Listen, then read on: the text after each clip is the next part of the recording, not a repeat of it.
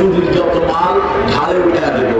সাহাবীরা জিজ্ঞেস করছে এত ছোট ঢালে এত বড় মাল নিবে কোথায়? রাসূল বলেন এক এক জাহান্নামীর ঘাও উহুদ পাহাড়ের চেয়ে লম্বা হয়ে যাবে। যত কম চুরি করেছি সব ওটার উপরে থাকবে, যত করুণার চাই চুরি করেছি সব থাকবে।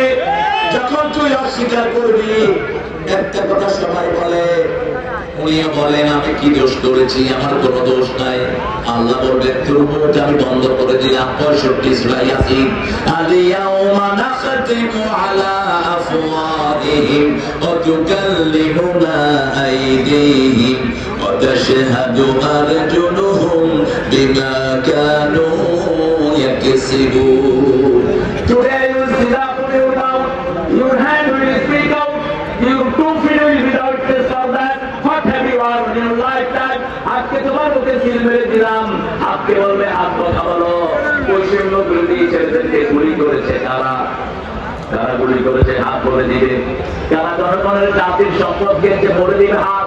কারা চাঁদাবাজি করেছে বলে দিবে হাত। তারা বলবে আমরা সাক্ষী। ঠিক না ঠিক? পালানোর কোনো জায়গা নাই। মানে হাদাল কিতাব লা ইউগাদিরু সাগীরাতান ওয়ালা কাবীরা ইল্লা আহসাহা। ছোটখাটো সব আমলনামায় তুলে দিবেন কি?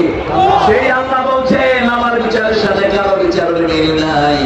আমি যখন ধরবো ইউগাফুল মুজরিমুনা বিসিমাহুম, কপাল দেখে সব অপরাধীদেরকে চিনে ফেলবে।